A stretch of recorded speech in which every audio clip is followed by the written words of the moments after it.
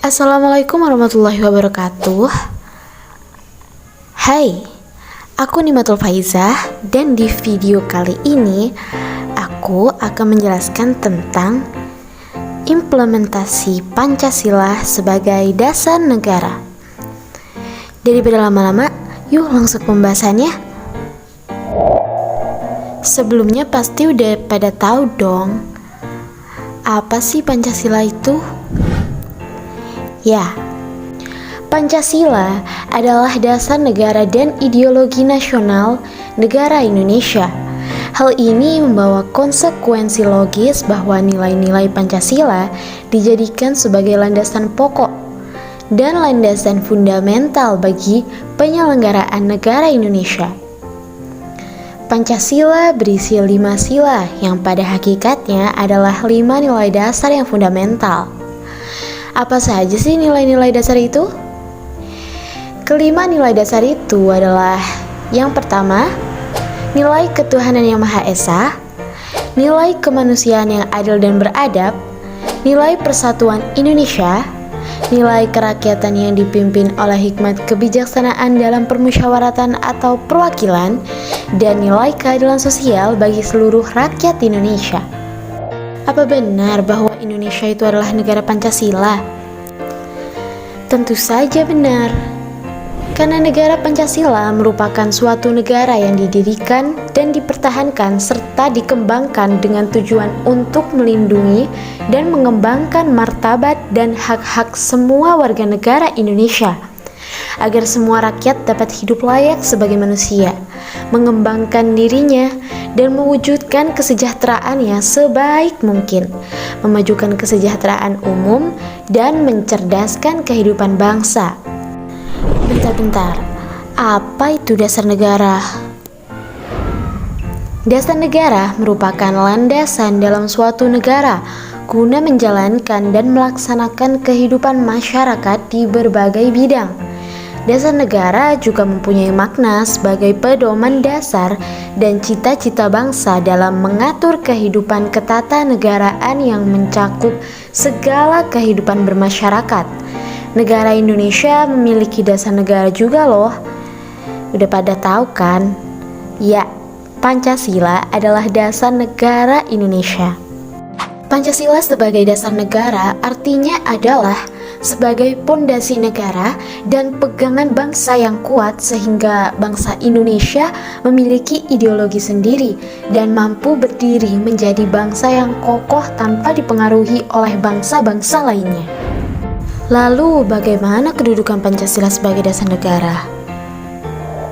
Kedudukan Pancasila sebagai dasar negara berarti Pancasila sebagai dasar dari suatu penyelenggaraan kehidupan bernegara bagi negara Indonesia. Kedudukan Pancasila sebagai dasar negara tersebut sesuai dengan yang tersusun dalam pembukaan Undang-Undang Dasar 1945 alinea keempat loh. Dengan kedudukan yang istimewa tersebut, maka dalam proses penyelenggaraan kehidupan bernegara memiliki fungsi yang kuat juga dong tentunya. Nah, pasal-pasal dalam Undang-Undang Dasar 1945 menggariskan ketentuan-ketentuan yang menunjukkan fungsi Pancasila dalam proses pelaksanaan kehidupan bernegara. Apa saja sih ketentuan-ketentuan yang menunjukkan fungsi dari masing-masing sila dalam proses pelaksanaan kehidupan bernegara? Nah, ini dia. Ketentuan yang menunjukkan fungsi dari sila ketuhanan yang Maha Esa, yaitu kehidupan bernegara bagi bangsa Indonesia berdasarkan pada ketuhanan yang Maha Esa. Negara menjamin setiap warganya untuk memeluk agama dan beribadah sesuai agamanya masing-masing, serta memberikan toleransi dari setiap umat beragama. Dan negara juga memberikan kebebasan untuk setiap agama yang dianut oleh warga negaranya. Selanjutnya, ketentuan yang menunjukkan fungsi dari sila kemanusiaan yang adil dan beradab, yaitu pengakuan oleh negara terhadap hak bagi setiap bangsa untuk menentukan nasibnya sendiri. Negara menghendaki agar warga negara Indonesia tidak melakukan tindakan yang sewenangnya kepada sesama manusia sebagai manifestasi sifat bangsa yang berbudaya tinggi.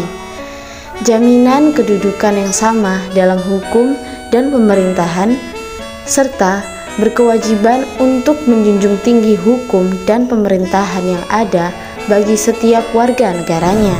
Nah, untuk ketentuan yang ketiga, yaitu Persatuan Indonesia, yang berarti perlindungan negara terhadap segenap bangsa Indonesia dan seluruh tumpah darah Indonesia, memajukan kesejahteraan umum, mencerdaskan kehidupan bangsa, dan ikut melaksanakan ketertiban dunia yang berdasarkan kemerdekaan, perdamaian abadi, dan keadilan sosial.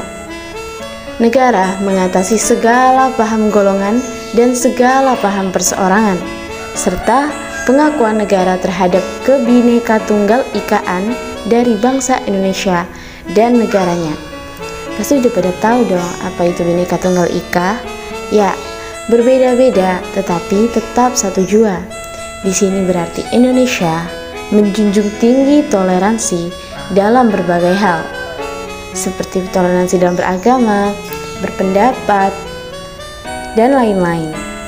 Kemudian yang keempat adalah ketentuan yang menunjukkan fungsi dari kerakyatan yang dipimpin oleh hikmat kebijaksanaan dalam permusyawaratan perwakilan. Artinya, penerapan kedaulatan dalam bernegara yang berada di tangan rakyat dan dilakukan oleh MPR. Penerapan asas musyawarah untuk mufakat dalam pengambilan segala keputusan dalam negara Indonesia. Dan baru bisa menggunakan pungutan suara terbanyak bila hal tersebut tidak dapat dilakukan dan dilaksanakan. Jaminan bahwa setiap warga negara bisa memperoleh keadilan yang sama sebagai formulasi negara hukum dan bukan berdasarkan pada kekuasaan, serta penyelenggaraan kehidupan yang berdasarkan atas konstitusi dan tidak bersifat absolut. Nah, untuk yang terakhir adalah sila kelima nih, yaitu keadilan sosial bagi seluruh rakyat Indonesia. Artinya, negara menghendaki agar perekonomian Indonesia berdasarkan atas asas kekeluargaan, penguasaan cabang-cabang produksi yang penting bagi negara, serta menguasai hajat hidup orang banyak oleh negara. Negara menghendaki agar kekayaan alam yang ada dalam Indonesia bisa digunakan untuk kemakmuran semua rakyatnya.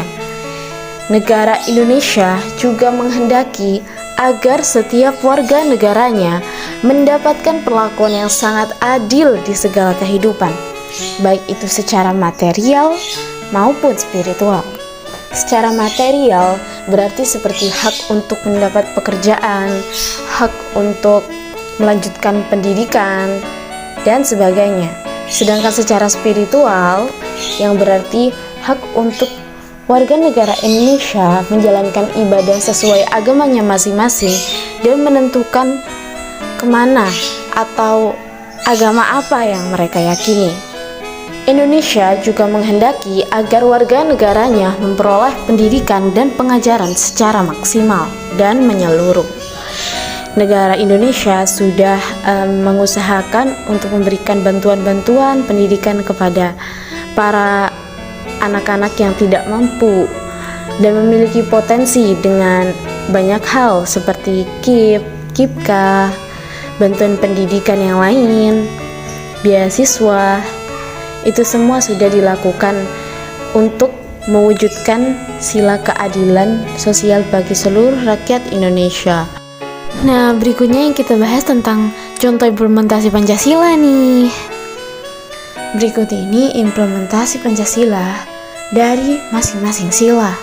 Sila pertama, ketuhanan yang Maha Esa. Sila pertama ini dilambangkan dengan bintang 5 sudut, di mana bintang tunggal dalam lambang ini diartikan sebagai cahaya kerohanian yang dipancarkan Tuhan kepada setiap manusia.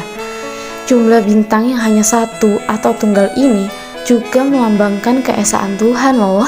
Contoh penerapannya yaitu dengan kita mengimani adanya Tuhan yang Maha Esa serta mematuhi perintah dan menjauhi larangannya. menerapkan toleransi antar umat beragama, serta tidak melakukan pemaksaan dan menghormati kebebasan beragama. Nah, kalau untuk sila kedua, kemanusiaan yang adil dan beradab nih. Sila kedua dalam Pancasila dilambangkan dengan rantai emas dengan latar belakang berwarna merah. Rantai tersebut memiliki mata rantai yang berbentuk segi empat dan lingkatan yang saling berkaitan. Mata rantai segi empat melambangkan laki-laki, sedangkan lingkaran melambangkan perempuan. Simbol ini mengartikan antar kaum yang harus bersatu, bekerja sama, sehingga kuat seperti rantai. Contoh implementasinya yaitu dengan mengakui persamaan hak, kewajiban, dan kedudukan semua orang sama di mata hukum, agama, sosial, dan lainnya. Menjalin pertemanan dengan siapa saja tanpa membeda-bedakan ras, suku, agama, dan lainnya. Nah, kalau untuk sila ketiga, yaitu Persatuan Indonesia. Sila ini dilambangkan dengan pohon beringin. Jenis pohon beringin adalah spesies pohon yang kuat, besar, dan berdaun rimbun.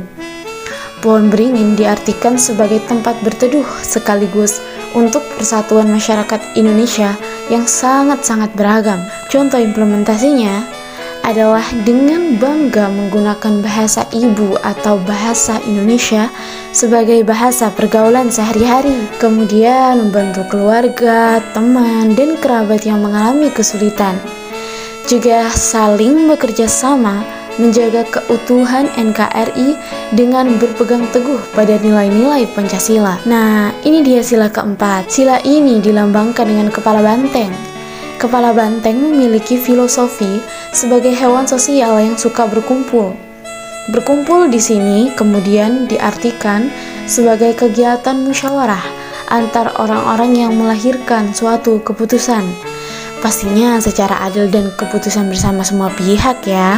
Contoh implementasinya adalah melakukan musyawarah untuk memperoleh keputusan bersama dan mengedepankan toleransi juga keadilan dalam mengemukakan dan mendengar pendapat dalam musyawarah. Keputusan akhir dalam musyawarah harus disetujui oleh semua pihak karena atas keputusan bersama.